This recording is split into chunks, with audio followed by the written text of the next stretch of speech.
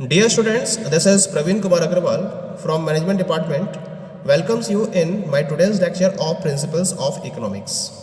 In today's lecture, we will discuss upon the concept of wages. This is the price of the very first factor of production and this is the labor. जैसा कि previous lecture में हमने theory of factor pricing को discuss किया था, जिसके reference में हमने दो theories marginal revenue productivity theory और modern theory of factor pricing को डिस्कस किया था। आज के लेक्चर में हम स्टडी करेंगे about the concept and definition of wages. क्या मतलब होता है वेजेस का? The term wages means payments made for the services of labour. Labour की हम जो सर्विसेज को फॉलो करते हैं, उन सर्विसेज के एक्सचेंज में आप उन्हें जो पेमेंट करते हो उन्हें हम वेजेस का नाम देते हैं। क्योंकि जब हमें प्रोडक्शन की प्रोसेस को फॉलो करना है तो प्रोडक्शन की प्रोसेस में हमें लेबर को इन्वॉल्व करना ही करना है। बिना लेबर के इन्वॉल्वमेंट के प्रोडक्शन की प्रोसेस को कंप्लीट नहीं किया जा सकता। तो उस केस में जो आप सर्विसेज हायर करते हो लेबर की, उसके एक्सचेंज में आप उन्हें जो प्राइजेस पे करते हो या जो उन्हें पेमेंट पे करते हो, उन्हें हम वेजेस का नाम देते हैं। पॉइंट क्लियर हो गया? एक डेफिनेशन स्टडी करते हैं इसकी। बेनहम के according A wage may be defined as a sum of money paid under contract by an employer to a worker for services rendered। यानी कि जब एक एम्प्लॉयर वर्कर्स को जॉब प्रोवाइड करता है या एम्प्लॉयमेंट प्रोवाइड करता है तो एक कॉन्ट्रैक्ट साइन किया जाता है और उस कॉन्ट्रैक्ट में उनकी सर्विसेज को रेंडर करने के रेफरेंस में जो भी मनी उसके पॉइंट ऑफ व्यू से वर्कर को पे की जाती है, उस पर्टिकुलर मनी को हम उस लेबर के या वर्कर के वेज के नाम से जानते हैं। Okay, it means that a wage payment is essential a price paid for a particular community and this is the labour services. यानी कि जो वेज पेमेंट होता है वो किसी पर्टिकुलर कम्युनिटी, यानी कि यहाँ पर कम्युनिटी का मतलब क्या हमारा लेबर सर्विसेज है। तो लेबर सर्विसेज के लिए जो प्राइस पे किया जा रहा है उस प्राइस को हम वेजेस के नाम से जानते हैं। जिस तरीके से जब हम एक कम्युनिटी को परचेज करते हैं उसके लिए हम प्राइस पे करते हैं, ऐसे ही जब हम किसी पर्टिकुलर लेबर की सर्विसेज को परचेज करते हैं तो हम क्या करते हैं, उसके लिए एक प्राइस पे करते हैं। तो जो प्राइस पे किया गया उसे हम वेजेस का नाम देते हैं। पॉइंट क्लियर हो गया? तो ये तो बात हो गई about the meaning and definition of wages. अब हम बात करते हैं about the theories of wages. जैसे हमने फैक्टर प्राइसिंग की हमने जनरल थ्योरीज को डिस्कस किया था, अब हम डिस्कस करेंगे कि किसी भी पर्टिकुलर इंडस्ट्री के अंदर जो लेबर हायर की जा रही है उसके वेजेस को डिटरमाइन करने के लिए किन किन थ्योरीज को फोकस किया गया है अब तक। डिफरेंट थ्योरीज हैं प्राइस डिटर्मिनेशन की। डिफरेंट इकोनॉमिस्ट ने डिफरेंट व्यूज को प्रोवाइड करते हुए वेजेस के डिटर्मिनेशन के रेफरेंस में डिफरेंट थ्योरीज को प्रोवाइड किया है। These are the theories which are based on varied assumptions, क्योंकि उन्होंने अलग अलग एजम्पशंस को फॉलो किया और इन एजम्पशंस को फॉलो करते हुए उन्होंने डिफरेंट टाइप की थ्योरीज को प्रोवाइड किया है। तो इसमें से कुछ थ्योरीज हैं जिनको हम डिस्कस करेंगे। Some of the theories are as follows. In this chart, I have divided the wage theories in two parts. The first part indicate to the old theories of wages and second part indicate to the modern theory of wages.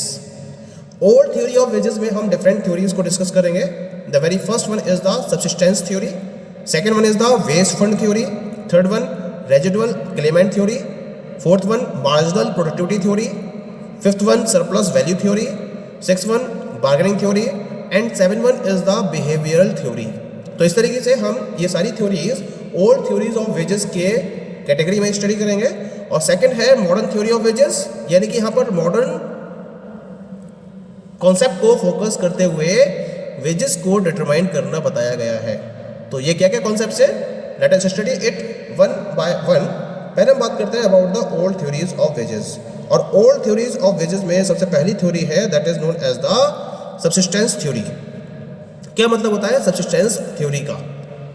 ये जो theory है वो labour के veg price level या फिर उनके wage level के बारे में एक जनरल डिस्कशन को फॉलो करती है। It means that this theory explains the general price level of labour और wage level that is prevailing in any of the country. और ये जो कॉन्सेप्ट है that was developed by the Adam Smith. Adam Smith ने इस concept को develop किया था जो क्या करता है, किसी भी कंट्री के अंदर जो भी प्राइस लेवल है लेबर के, या फिर जो वेज लेवल है, जनरल वेज लेवल, उनके रिगार्डिंग प्रॉपर एक्सप्लेनेशन को प्रोवाइड करता है। क्या कहती है ये theory? According to this theory, wages tend to settle at the level just sufficient to maintain the worker and his family at the minimum subsistence level. If wages rise above the subsistence level, the workers are encouraged to marry and to have large families. The large supply of labor brings wages down to the subsistence level. यानी कि इस theory के according जो wage level है labour का, उसको एक minimum subsistence level तक मेंटेन किया जाता है, जो सफिशिएंट होता है उनके लाइफ और उनकी फैमिली के लाइफ को पास करने के लिए या फिर उसको जीने के लिए। सब्सिस्टेंस मतलब जहाँ तक सरवाइव करने में कोई भी दिक्कत नहीं होती है, वो मिनिमम सब्सिस्टेंस लेवल कहलाता है। उस लेवल तक लेबर के वेजेस को डिसाइड किया जाता है। अब है क्या, अगर लेबर का वेजेस उस सब्सिस्टेंस लेवल से ज़्यादा होता है, ज़्यादा कब होगा? ज़्यादा कब होगा? जब मार्केट में लेबर की सप्लाई कम होनी स्टार्ट हो जाएगी, तब क्या होगा? जो वेज लेवल है, सब्सिस्टेंस वेज लेवल है, वो ज़्यादा होना स्टार्ट हो जाएगा। और जब ज़्यादा होना स्टार्ट हो जाएगा तो उसके लिए एफर्ट्स किए जाते हैं। और वो क्या एफर्ट्स है? उसके लिए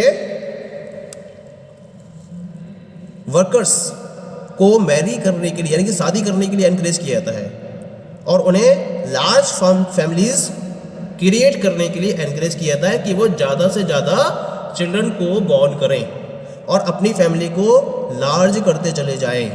it means that the workers are encourage to marry and to have large families. अब क्या होगा इससे?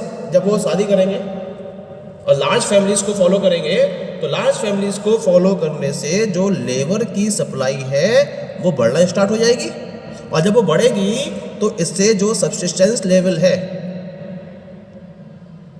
वेजेस उस सब्सिस्टेंस लेवल तक आना शुरू हो जाएंगे, और अब जो इंडस्ट्रीज है वो उस सब्सिस्टेंस लेवल के अकॉर्डिंग ही लेबर को वेजेस प्रोवाइड करेंगे।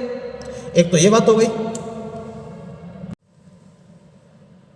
एक केस और बनेगा फिर इसके अंदर कि जो वेजेस हैं वो इस सब्सिस्टेंस लेवल से नीचे भी तो आ सकते हैं, यानी कि जब लेबर की सप्लाई जरूरत से ज़्यादा बढ़ जाएगी तो जो सब्सिस्टेंस वेज लेवल है एक्चुअल, वो इस सब्सिस्टेंस लेवल से नीचे चले जाएंगे।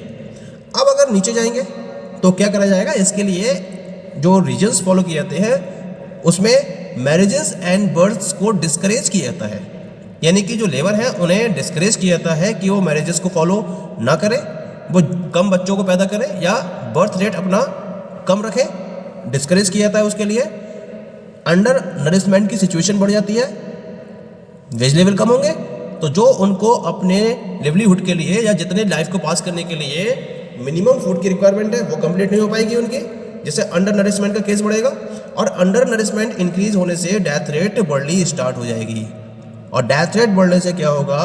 जो लेबर सप्लाई है वो डिक्रीज होना स्टार्ट हो जाएगी, और जब लेबर सप्लाई डिक्रीज होगी तो ऑटोमेटिकली जो वेज राइज है वो इंक्रीज होने स्टार्ट हो जाएंगे और वो सब्सिस्टेंस लेवल तक पहुंच जाएंगे। यानी कि पर्पज क्या है? इस थ्योरी का कहना है कि जो सोसाइटी में सब्सिस्टेंस लेवल को डिसाइड किया गया है वेज के रेफरेंस में, उसी सब्सिस्टेंस लेवल पर लेबर को वेजेस प्रोवाइड किए जाते हैं।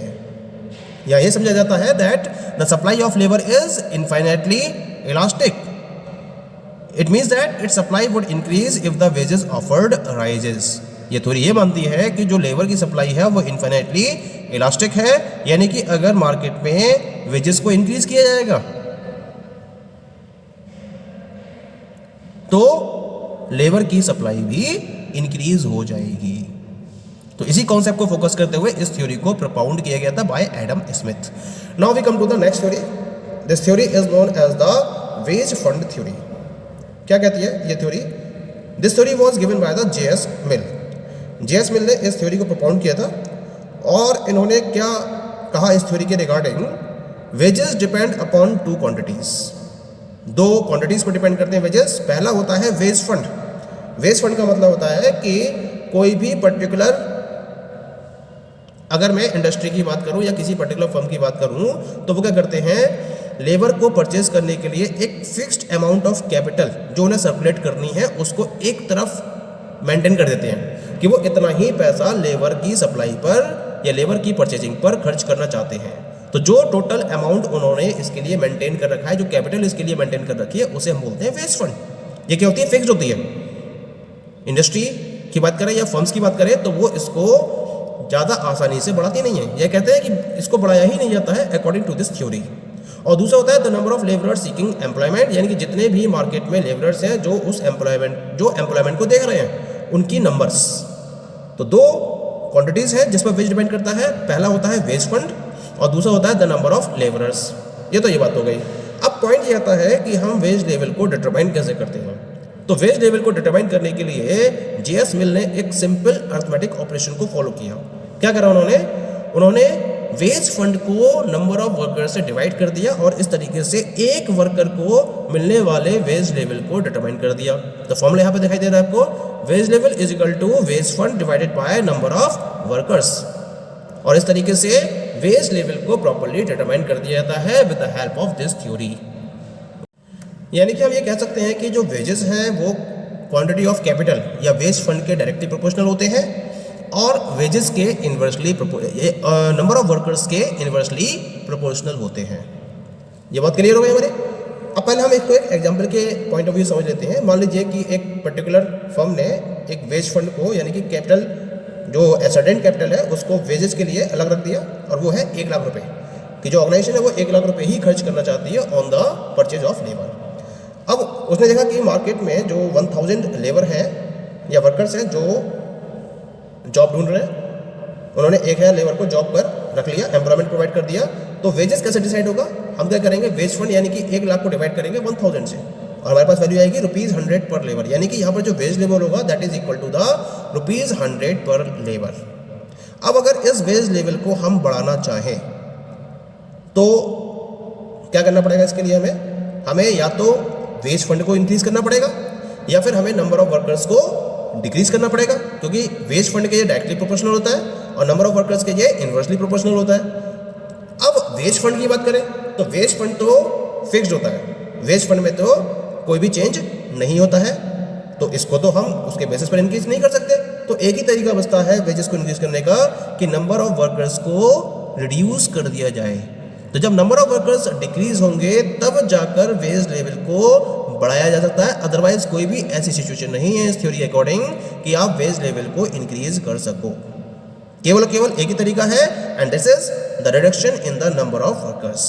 So this is how the wage level are determined with the help of the wage fund theory. Okay, thank you.